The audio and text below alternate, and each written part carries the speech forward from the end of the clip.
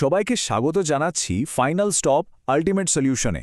আজ আমরা ইন্ডিয়ান পলিটির একটা মাস্টার ক্লাস করতে চলেছি, আর এই ক্লাসটা পুরোপুরি পিওয়াইকিউ বা প্রিভিয়াস ইয়ার কোয়েশ্চেন্সের উপর ফোকাস করে বানানো, যাতে পরীক্ষার হলে পলিটির কোনো প্রশ্নই আর অচেনা না লাগে। তো আর দেরি কেন, চলুন একদম গভীরে গিয়ে শুরু করা যাক। আচ্ছা, একটা সত্যি কথা বলুন তো, এই যে সংবিধানের এত এত আর্টিকেল, এত সাল তারিখ, এগুলো কি কিছুতেই মনে থাকতে চায় না? এটা কিন্তু প্রায় সবারই সমস্যা। কিন্তু একদম চিন্তা করবেন না, আজকের এই সেশনটা এমনভাবে ডিজাইন করা হয়েছে যাতে এই সমস্যার একটা পার্মানেন্ট সমাধান হয়ে যায়। আমি কথা দিচ্ছি, এই ক্লাসের পর মুখ্য মুখ্য আর্টিকেলগুলো আর জীবনও ভুলবেন না। তো আজকে আমাদের জার্নিটা ঠিক কেমন হবে? আমরা শুরু করব সংবিধানের ঐতিহাসিক পটভূমি বা হিস্টোরিক্যাল ব্যাকগ্রাউন্ড দিয়ে, মানে একদম গোড়া থেকে। তারপর আমরা দেখব গণপরিষদ কিভাবে সংবিধান তৈরি করল, আমাদের মৌলিক অধিকার বা ফান্ডামেন্টাল রাইটস কি, পার্লামেন্ট বা সংসদ কিভাবে চলে, আর শেষে দেখব জরুরি অবস্থা বা এমার্জেন্সি আর সংবিধান সংশোধন বা অ্যামেন্ডমেন্টসের মতো গুরুত্বপূর্ণ বিষয়গুলো। আর হ্যাঁ, পুরো আলোচনাটাই কিন্তু হবে পিওয়াইকিউ কেন্দ্রিক। তো চলুন শুরু করা যাক আমাদের প্রথম টপিক দিয়ে। আমাদের প্রথম সেকশন, সংবিধানের ঐতিহাসিক পটভূমি। দেখুন, যে কোনো জিনিস ভালো করে বুঝতে হলে তার ইতিহাসটা জানা খুব দরকার। আমাদের সংবিধান কিন্তু হঠাৎ করে একদিনে আকাশ থেকে পড়েনি। এর পেছনে আছে প্রায় ২০০ বছরের ব্রিটিশ শাসনের একটা লম্বা ইতিহাস। চলুন দেখি কোন কোন আইন আমাদের সংবিধানের ভিত তৈরি করেছিল। আমাদের সংবিধানের বিবর্তনটা বুঝতে এই টাইমলাইনটা কিন্তু দারুণ কাজের। দেখুন, পুরো যাত্রাটা শুরু হচ্ছে ১৭৭৩ সালের রেগুলেটিং অ্যাক্ট দিয়ে। এটাই ছিল ভারতে একটা কেন্দ্রীয় প্রশাসন বা সেন্ট্রাল অ্যাডমিনিস্ট্রেশন তৈরির প্রথম ধাপ। এরপর ধাপে ধাপে charter act, government of India অ্যাক্টের মতো গুরুত্বপূর্ণ আইনগুলো এলো, আর ফাইনালি এর পরিণতি হল ১৯৩৫ সালের গভর্নমেন্ট অফ ইন্ডিয়া অ্যাক্টে। এই প্রত্যেকটা আইনই ছিল আমাদের আজকের সংবিধানের এক একটা সিঁড়ি। এই জায়গাটাতে পরীক্ষার্থীদের একটা কমন কনফিউশন হয়, মানে এই তিনটে পদ নিয়ে, governor general of Bengal, governor general of India আর ভাইসরয়। চলুন ব্যাপারটা একদম জলের মতো পরিষ্কার করে নিই। প্রথমে ১৭৭৩ সালের রেগুলেটিং অ্যাক্টের মাধ্যমে তৈরি হল গভর্নর জেনারেল অফ বেঙ্গল পদ, আর প্রথম হলেন ওয়ারেন হেস্টিংস। এরপর ১৮৩৩-এর চার্টার অ্যাক্টে এই পদের নাম পাল্টে হয়ে গেল গভর্নর জেনারেল অফ ইন্ডিয়া, আর প্রথম হলেন লর্ড উইলিয়াম বেন্টিঙ্ক। আর শেষে ১৮৫৮-তে সিপাহী বিদ্রোহের পর যখন সরাসরি ব্রিটিশ রাজ বা ক্রাউন রুল শুরু হলো, তখন নতুন পদ এলো ভাইসরয় অফ ইন্ডিয়া, আর প্রথম ভাইসরয় হলেন লর্ড ক্যানিং। এই তিনটে তথ্য পরীক্ষার জন্য ভীষণ ভীষণ গুরুত্বপূর্ণ। এবার আসি ১৯০৯ সালের মরলি মিন্টো অ্যাক্টে। এই আইনের সবচেয়ে বিতর্কিত আর পরীক্ষার জন্য সবচেয়ে গুরুত্বপূর্ণ দিক ছিল মুসলিমদের জন্য একটা পৃথক নির্বাচক মণ্ডলী বা সেপারেট ইলেক্টোরেটের ব্যবস্থা করা, মানে মুসলিম ভোটাররা শুধু মুসলিম প্রার্থীকেই ভোট দেবে। এই কারণেই লর্ড মিন্টোকে বলা হয় ফাদার অফ কমিউনাল ইলেক্টোরেট। মনে রাখবেন, এই উপাধিটা কার নামে, এটা পরীক্ষায় কিন্তু বারবার আসে। এটা একটা very very important point. British আমলে যত আইন তৈরি হয়েছে তার মধ্যে সবচেয়ে গুরুত্বপূর্ণ হল এই গভর্নমেন্ট অফ ইন্ডিয়া অ্যাক্ট ১৯৩৫। এটাকে বলা হয় আমাদের সংবিধানের ব্লুপ্রিন্ট বা নীল নকশা। কেন বলুন তো? কারণ আমাদের আজকের সংবিধানের একটা বিরাট অংশ, যেমন ধরুন যুক্তরাষ্ট্রীয় কাঠামো বা ফেডারেল স্ট্রাকচার, বিচার ব্যবস্থা, প্রশাসনিক খুঁটিনাটি, এই সব কিছুই প্রায় সরাসরি এই আইন থেকে নেওয়া হয়েছে। এই আইনটাতেই প্রথম প্রভিন্সিয়াল অটোনমি বা প্রাদেশিক স্বায়ত্তশাসনের কথাও বলা হয়েছিল। ঐতিহাসিক পটভূমি তো জানা হলো, এবার আমরা চলে এসেছি আসল গল্পে। কিভাবে তৈরি হলো পৃথিবীর সবচেয়ে বড় লিখিত সংবিধান? কারা ছিলেন এর পেছনের কারিগররা? এই সেকশনে আমরা গণপরিষদ বা কনস্টিটিউয়েন্ট অ্যাসেম্বলির কাজ নিয়ে আলোচনা করব। গণপরিষদ নিয়ে এই ফ্যাক্টগুলো থেকে কিন্তু সরাসরি প্রশ্ন আসে, তাই খুব মন দিয়ে শুনুন। এর গঠন হয়েছিল ১৯৪৬ সালের ক্যাবিনেট মিশন প্ল্যানের ভিত্তিতে। শুরুতে সদস্য সংখ্যা ছিল ৩৮৯, কিন্তু দেশভাগের পর সেটা কমে দাঁড়ার ২৯৯-এ। এই সভাতেই জওহরলাল নেহরু পেশ করেছিলেন ঐতিহাসিক অবজেক্টিভ রেজলিউশন, যা থেকেই পরে আমাদের সংবিধানের প্রস্তাবনা বা প্রিয়াম্বল তৈরি হয়। আর সংবিধানের খসড়া তৈরির যে সবচেয়ে গুরুত্বপূর্ণ কমিটি, অর্থাৎ ড্রাফটিং কমিটি, তার চেয়ারম্যান ছিলেন ড. বি.আর. আম্বেদকর। আচ্ছা, আমাদের এই বিশাল সংবিধানটা তৈরি করতে মোট কতদিন সময় লেগেছিল জানেন? ঠিক ২ বছর ১১ মাস ১৮ দিন। এই সংখ্যাটা কিন্তু হুবহু মনে রাখতে হবে, কারণ অনেক পরীক্ষায় অপশানে সরাসরি এই দিন, মাস, বছরের হিসাবটা দিয়ে দেয়। এই লম্বা সময়ে পৃথিবীর প্রায় ৬০টা দেশের সংবিধান ঘেঁটে আমাদের দেশের জন্য সেরা জিনিসগুলো বেছে নেওয়া হয়েছিল। এই টেবিলটা হলো পিওয়াইকিউ এর একটা সোনার খনি। এখান থেকে প্রশ্ন আসবেই, এটা ধরে রাখুন। আমাদের সংবিধান নির্মাতারা বিশ্বের বিভিন্ন সংবিধান থেকে সেরা জিনিসগুলো নিয়েছিলেন।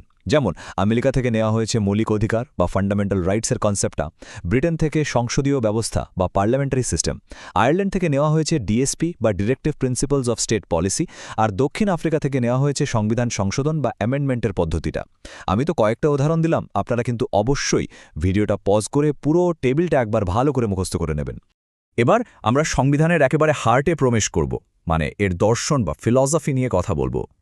এই সেকশনে আমরা দেখব নাগরিকদের মৌলিক অধিকার, রাষ্ট্রের জন্য কিছু নির্দেশমূলক নীতি আর নাগরিকদের কিছু মৌলিক কর্তব্য।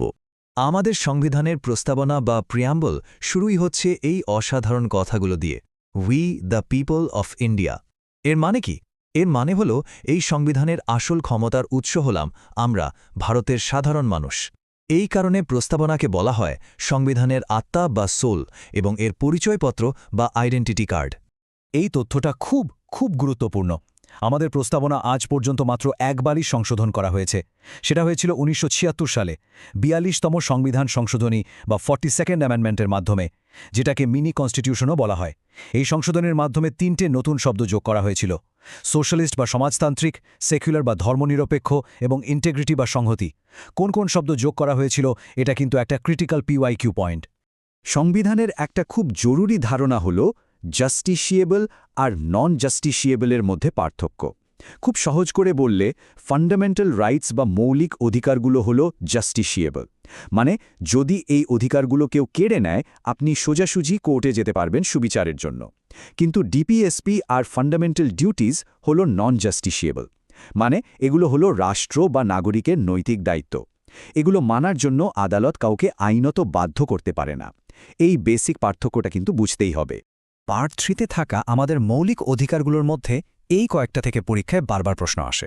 যেমন আর্টিকেল 14, যা বলে আইনের চোখে সবাই সমান; আর্টিকেল 17, যা অস্পৃশ্যতা বা আনটাচেবিলিটি দূর করার কথা বলে, এটাকে তো স্টার মার্ক করে রাখুন; আর্টিকেল 19 আমাদের 6 ধরনের স্বাধীনতার কথা বলে; আর্টিকেল 21A শিক্ষার অধিকারকে একটা মৌলিক অধিকারে পরিণত করেছে; আর আর্টিকেল 32 হল সাংবিধানিক প্রতিকারের অধিকার, যেটা বাকি সব অধিকারকে রক্ষা করার গ্যারান্টি দেয়।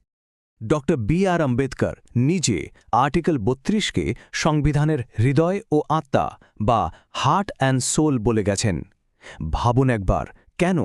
কারণ এই একটা আর্টিকেলই আমাদের ক্ষমতা দেয় যে যদি আমাদের কোনো মৌলিক অধিকার লঙ্ঘিত হয় আমরা সরাসরি সুপ্রিম কোর্টে যেতে পারি। আর সুপ্রিম কোর্ট আমাদের অধিকার রক্ষা করার জন্য 5 ধরনের রিট বা লেখ জারি করতে পারে। এর গুরুত্ব যে ঠিক কতটা তা বলে বোঝানো যায় না। এবার চলুন চট করে দেখেনি মৌলিক কর্তব্য বা ফান্ডামেন্টাল ডিউটিজের মূল তথ্যগুলো। এটা সংবিধানে যোগ করা হয়েছিল সরণ সিং কমিটির সুপারিশে। কোন সংশোধনীতে? সেই ৪২তম সংশোধনীতে। এর অনুপ্রেরণা নেওয়া হয়েছিল তৎকালীন সোভিয়েত ইউনিয়ন বা ইউএসএসআরের সংবিধান থেকে। প্রথমে 10টা কর্তব্য ছিল, পরে ৮৬তম সংশোধনীর মাধ্যমে ১১ নম্বর কর্তব্যটা যোগ করা হয়। সংবিধানের দর্শন তো বোঝা গেল, এবার দেখতে হবে দেশটা আসলে চলে কিভাবে। মানে আমরা এখন আলোচনা করব কেন্দ্রীয় সরকার বা ইউনিয়ন গভর্নমেন্ট এবং আমাদের সংসদ বা পার্লামেন্টের কাজকর্ম নিয়ে। আর এই সেকশনের শুরুতেই আমরা জানব দেশের সর্বোচ্চ সাংবিধানিক প্রধান অর্থাৎ রাষ্ট্রপতি সম্পর্কে। রাষ্ট্রপতিকে তার পদ থেকে সরানো বা ইমপিচমেন্টের প্রক্রিয়াটা আর্টিকেল 61-এ বলা আছে, আর এটা বেশ জটিল। চলুন আমরা এটাকে স্টেপ বাই স্টেপ ভেঙে নিই। প্রথমে সংসদের যে কোনো হাউসে অভিযোগ আনা যেতে পারে, তবে তার জন্য সেই হাউসের অন্তত 1/4 সদস্যের সই লাগবে। এরপর রাষ্ট্রপতিকে 14 দিনের একটা নোটিশ দিতে হয়। সবশেষে সেই প্রস্তাবটা যদি ওই হাউসের মোট সদস্যের 2/3 বা 2/3 মেজরিটিতে পাস হয়ে যায়, তবেই প্রক্রিয়াটা পরের ধাপে এগোয়। আমাদের সংসদের যে দুটো কক্ষ মানে লোকসভা আর রাজ্যসভা, তাদের মধ্যে মূল পার্থক্যগুলো এক নজরে দেখে নেওয়া যাক। লোকসভার সদস্য হতে গেলে ন্যূনতম বয়স লাগে 25 বছর, রাজ্যসভার জন্য লাগে 30। লোকসভা একটা অস্থায়ী কক্ষ যা 5 বছর পর ভেঙে যায়, কিন্তু রাজ্যসভা একটা স্থায়ী বা পার্মানেন্ট হাউস। আর লোকসভার সভাপতিত্ব করেন স্পিকার, অন্যদিকে রাজ্যসভার সভাপতিত্ব করেন দেশের উপরাষ্ট্রপতি, যিনি পদাধিকার বলে বা এক্স অফিসিও চেয়ারম্যান হন। এই ডেটাগুলো থেকে কিন্তু সরাসরি এমসিকিউ আসে।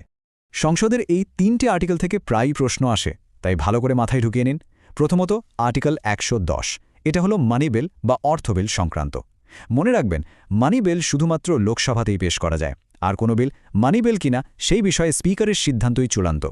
দ্বিতীয়ত আর্টিকেল 108, এটা হলো জয়েন্ট সিটিং বা যৌথ অধিবেশন। কোনো সাধারণ বিল নিয়ে 2 কক্ষের মধ্যে ঝামেলা হলে রাষ্ট্রপতি যৌথ অধিবেশন ডাকেন, কিন্তু এর সভাপতিত্ব করেন লোকসভার স্পিকার। এই জায়গাটা গুলিয়ে ফেলবেন না। আর সবশেষে আর্টিকেল 148 অনুযায়ী কন্ট্রোলার অ্যান্ড অডিটর জেনারেল বা সিএজিকে বলা হয় guardian of the public purse, মানে জনগণের টাকার রক্ষক। আমাদের সংবিধান কিন্তু শুধু একটা স্থির বই নয়, এটা খুব ডাইনামিক। এই সেকশনে আমরা দেখব দেশ যখন কোনো সংকটের মধ্যে দিয়ে যায় তখন পরিস্থিতি কিভাবে সামাল দেওয়া হয়, মানে ইমার্জেন্সি প্রভিশনস কী আছে, আর সময়ের সাথে সাথে সংবিধান নিজেকে কিভাবে বদলায় বা সংশোধন করে। আমাদের সংবিধানে মোট 3 ধরনের জরুরি অবস্থার কথা বলা আছে। আর্টিকেল 352 অনুযায়ী জাতীয় জরুরি অবস্থা বা ন্যাশনাল এমার্জেন্সি, যা যুদ্ধ বা সশস্ত্র বিদ্রোহের মতো পরিস্থিতিতে জারি হয়। আর্টিকেল 356 অনুযায়ী রাজ্যের রাষ্ট্রপতি শাসন বা প্রেসিডেন্টস রুল, যখন কোনো রাজ্যের সরকার সাংবিধানিকভাবে চলতে পারে না। আর আর্টিকেল 360 অনুযায়ী আর্থিক জরুরি অবস্থা বা ফাইন্যান্সিয়াল এমার্জেন্সি। একটা ইন্টারেস্টিং ফ্যাক্ট হলো ভারতে আজ পর্যন্ত একবারও ফাইন্যান্সিয়াল এমার্জেন্সি জারি হয়নি। সংবিধান সংশোধনের ক্ষমতা সংসদের কতটা, এই নিয়ে একটা বিরাট বিতর্কের সমাধান হল এই বেসিক স্ট্রাকচার ডক্ট্রিন। 1973 সালের ঐতিহাসিক কেশবানন্দ ভারতী মামলায় সুপ্রিম কোর্ট এই যুগান্তকারী রায়টা দেয়। এর মূল কথা হল সংসদ আর্টিকেল 368 ব্যবহার করে সংবিধানের যে কোনো অংশ বদলাতে পারে, কিন্তু সংবিধানের যে মৌলিক কাঠামো বা ফান্ডামেন্টাল ফিচার্স আছে, যেমন ধরুন গণতন্ত্র, ধর্মনিরপেক্ষতা, যুক্তরাষ্ট্রীয় ব্যবস্থা, এই ভিত্তিগুলোকে কিছুতেই ভাঙতে বা নষ্ট করতে পারবে না। 100রও বেশি সংশোধনীর মধ্যে এই 3টে হল সবথেকে গুরুত্বপূর্ণ। 42তম সংশোধনী এত বড় ছিল যে একে মিনি কনস্টিটিউশন বলা হয়। 44তম সংশোধনীর মাধ্যমে সম্পত্তির অধিকারকে মৌলিক অধিকারের তালিকা থেকে বাদ দিয়ে একটা সাধারণ আইনি অধিকার বা লিগ্যাল রাইট বানানো হয়। আর 61তম সংশোধনীতে আমাদের ভোটাধিকারের বয়স 21 থেকে কমিয়ে 18 বছর করা হয়। এই 3টে কিন্তু অবশ্যই মনে রাখতে হবে। আমরা আলোচনার প্রায় শেষ পর্যায়ে চলে এসেছি। এই সেকশনে আমরা দেখব স্থানীয় স্বায়ত্তশাসন বা লোকাল সেলফ গভর্নমেন্ট এবং কিছু অত্যন্ত গুরুত্বপূর্ণ সাংবিধানিক সংস্থা বা কনস্টিটিউশনাল বডিজ নিয়ে, যেখান থেকে পরীক্ষায় হামেশাই প্রশ্ন আসে। 1992 সালটার লোকাল গভর্নমেন্টের জন্য একটা মাইলস্টোন। এই বছরে 2টো যুগান্তকারী সংশোধনী হয়, 73তম এবং 74তম। 73তম সংশোধনীর মাধ্যমে পঞ্চায়েত ব্যবস্থাকে সাংবিধানিক মর্যাদা দেওয়া হয় এবং মহিলাদের জন্য 33% আসন সংরক্ষণ করা হয়। আর 74তম সংশোধনীর মাধ্যমে পৌরসভা বা মিউনিসিপ্যালিটিজকে সাংবিধানিক স্বীকৃতি দেওয়া হয়। বিশেষ করে রাজ্যের পরীক্ষাগুলোর জন্য এই 2টো অ্যামেন্ডমেন্ট খুবই জরুরি। আচ্ছা, আমাদের আলোচনা শেষ করার আগে চলুন একটা র্যাপিড ফায়ার রিভিশন হয়ে যাক। কিছু গুরুত্বপূর্ণ কনস্টিটিউশনাল বডিজ আর তাদের আর্টিকেল। বলুন তো, নির্বাচন কমিশন বা ইলেকশন কমিশনের কথা কোন আর্টিকেলে আছে? ঠিক, আর্টিকেল 324। ইউপিএসসির জন্য আর্টিকেল হলো 315। আর অর্থ কমিশন বা ফাইন্যান্স কমিশন, সেটা হলো আর্টিকেল 280। এই 3টে আর্টিকেল যেন একদম ঠোঁটের ডগায় থাকে। তাহলে আমরা দেখলাম আমাদের সংবিধান শুধু কিছু নিয়মের সমষ্টি নয়, এটা একটা জীবন্ত দলিল বা লিভিং ডকুমেন্ট, যা সময়ের সাথে সাথে নিজেকে বদলে নিয়ে প্রাসঙ্গিক থেকেছে। আজকের আলোচনা আমরা এখানেই শেষ করছি, তবে যাওয়ার আগে একটা প্রশ্ন রেখে গেলাম, একটু ভাববেন। আপনার মতে ভবিষ্যতে ভারতের কোন সাংবিধানিক সংশোধনটা সবচেয়ে বেশি প্রয়োজন হতে পারে? আমাদের সঙ্গে থাকার জন্য অনেক ধন্যবাদ। সবার পরীক্ষা যেন খুব ভালো হয়।